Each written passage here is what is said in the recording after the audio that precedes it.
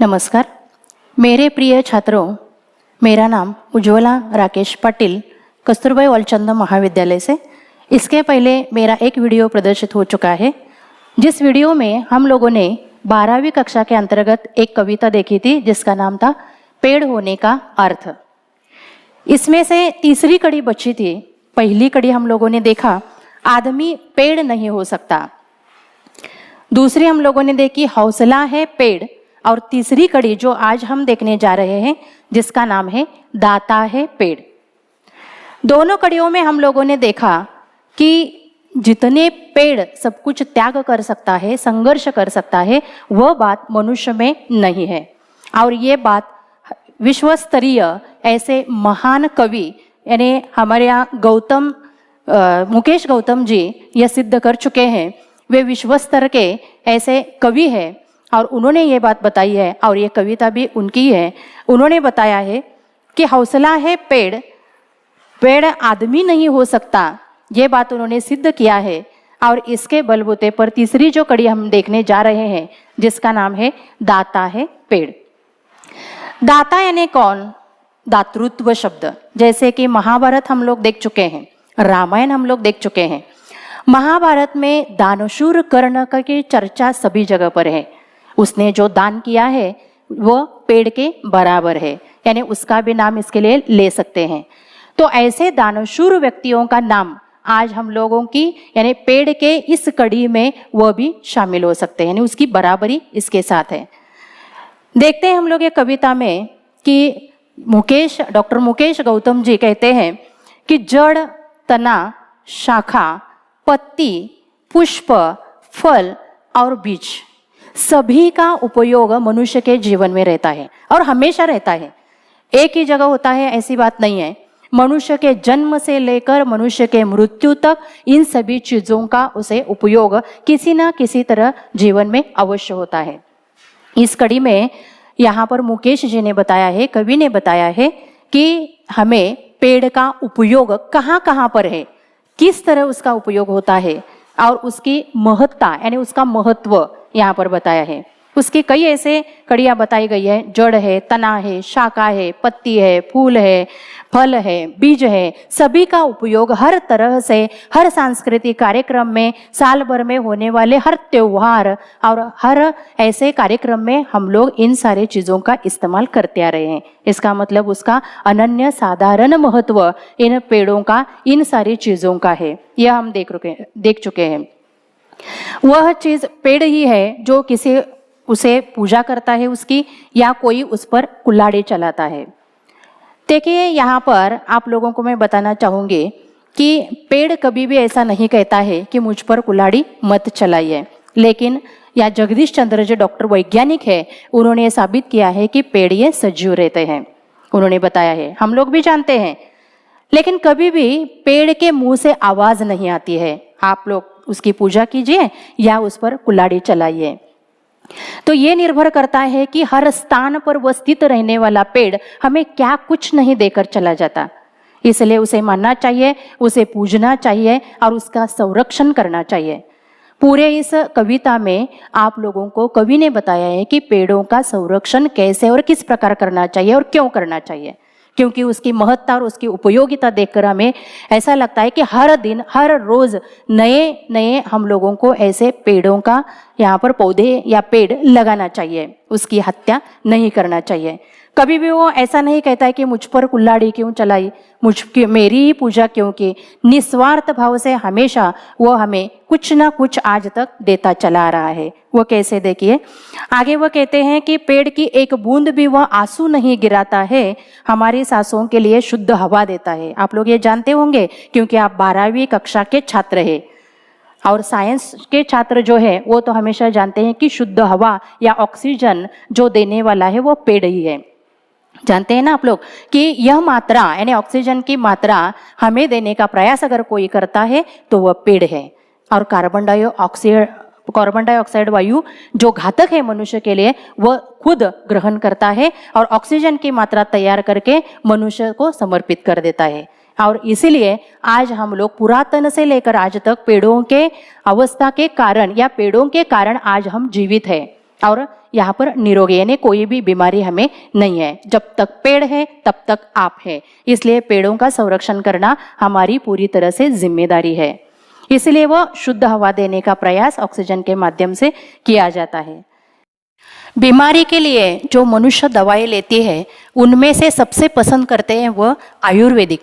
हम लोग देखते हैं कि एलोपैथिक, होम्योपैथिक और आयुर्वेदिक इन सब में घातक जो होता है वह हम लेना पसंद नहीं करते हैं। इसलिए सबसे महत्वपूर्ण है कि हम लोग आज ज़्यादा से ज़्यादा आयुर्वेद की तरफ बढ़े हुए हैं।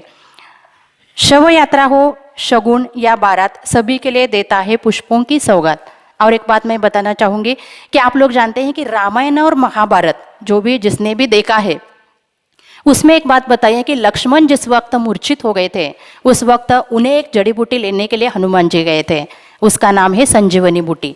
और इससे वह अमृत के समान था, इसलिए वो फिर से वो जीवित हो चुके थे। जब वो मूर्छित थे उस वक्त पहाड़ी पर हनुमान जी को भेजा गया था और उस औषधियों को लेने के लिए कहा था। वह ऐसी संजीवनी यानी वह प्राप्त करने के लिए हम पहाड़ पर जाकर लेकर आ सकते हैं और दूसरों को संजीवनी दे सकते हैं। इतनी ताकत अगर किसमें है तो वह पेड़ों में है, इसलिए उन्हें बचा खुचा कर रखना चाहिए ताकि हमारा जीवन बन पड़ेगा या आगे भी चलेगा। इसके साथ साथ और हमें पेड़ों के महत्व या उपयोग कैसा है, शव यात्रा हो, शगुन हो या बारात हो, यानी साल भर में कोई भी त्यौहार हो या किसी की शव यात्रा में हो या शगुन की कोई बात हो, हम सभी त्योहारों में आप लोगों को सबसे महत्वपूर्ण यानी वह फूल है, फल है और इसकी डालियाँ यही काम आते हैं और इसका ही निरंतर रूप से हम लोग उसका उपयोग करते हैं। सभी को हम लोग पुष्पों की सौगात देते हैं यानी भेंट या उपहार के स्वरूप में। यहाँ पर आप लोगों को शब्द दिया है कि सौगात या भेंट या उपहार के रूप में हम लोग यह फूल माला या फूल देना ही हम लोग पसंद करते हैं। इसका मतलब हर एक क्षण भी ऐसा नहीं जाता है कि जिसके कारण पेड़ों का महत्व कम हो जाए या पेड़ की हमें ज़रूरत नहीं है, ऐसा कभी नहीं होता है। क्या आप लोग ईंधन देखते हैं कि जलाने के लिए कि इसका काम भी आ जाता है, तो कई ऐसी उपयोगिता है कि आदि काल से मानव आज तक यह सुबह से लेकर शाम तक, दिन से लेकर रात तक ये इसका उपयोग करता आ रहा है। ये दोनों भी शब्द सुबह शाम दिन रात विरुद्धार्थी शब्द हैं। हमेशा यह मनुष्य का साथ देता आया है, कभी भी उसने साथ नहीं छोड़ा है। जैसे कि मनुष्य का साथ नहीं देता है, लेकिन एक पेड़ मनुष्य का मात्र हमेशा साथ देता आया है और इसीलिए उसकी उपयोगिता कहाँ कहाँ पर है ये भी कवि ने यहाँ पर बताया गया है। एक कवि ने कहा है कि कागज और कलम स्याही यह उस लेखक को मिला है, वैद्य और हकीम को वह दवाई मिली है।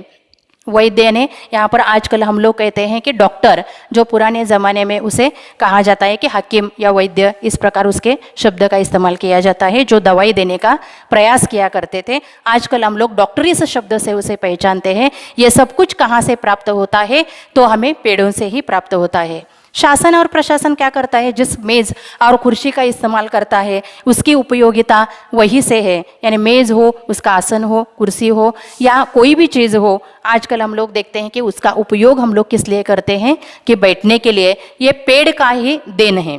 जहाँ भी बच्चे स्कूल में पढ़ने के लिए बैठ जाते हैं या खिड़कियाँ हैं, दरवाजे हैं या अनेक स्थान पर हम लोग इसकी उपयोगिता सिद्ध करते हैं कि वहाँ पेड़ों की बदौलत आज हम लोग उसका उपयोग कर रहे हैं, जो हमेशा उसका उपयोग करते चले आ रहे हैं और इससे निरंतर आगे भी हमें उसका उपयोग चलेगा। वृक्ष के पास कोई भी ऐसी चीज़ नहीं है कि जिसके वह सच तो यह है कि पेड़ संत है और दधीची भी उसे नाम दिया गया है। दधीची ये एक उदाहरण दिया है, जैसे कि मैंने कर्ण का उदाहरण दिया कि कर्ण ने क्या किया कि अपना दानशूर होने के कारण उसने दान दिया, उसकी इस पेड़ से तुलना की गई है। जैसे कि दधीची इस ऋषि के साथ भी उसकी तुलना की गई है।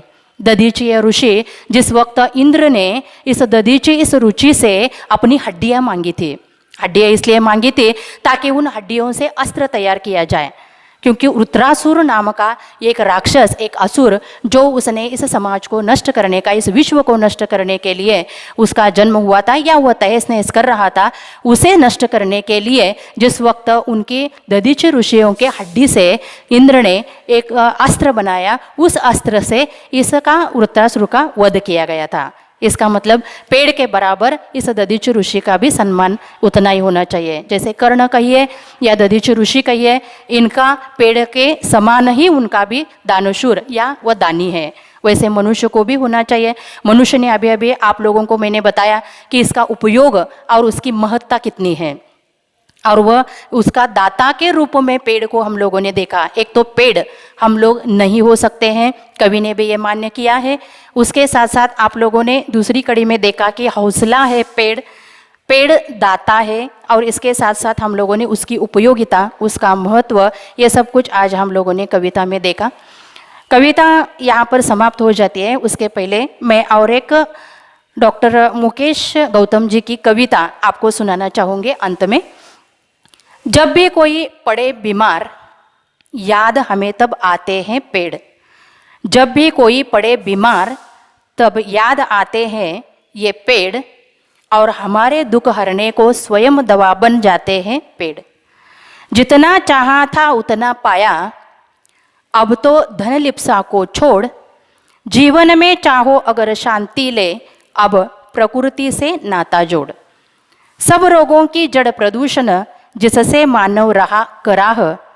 अब भी अगर हम नहीं जगे तो जीवन हो जाएगा तबाह, जीवन हो जाएगा तबाह। इसी के साथ यह कविता यहीं पर समाप्त होती है। धन्यवाद।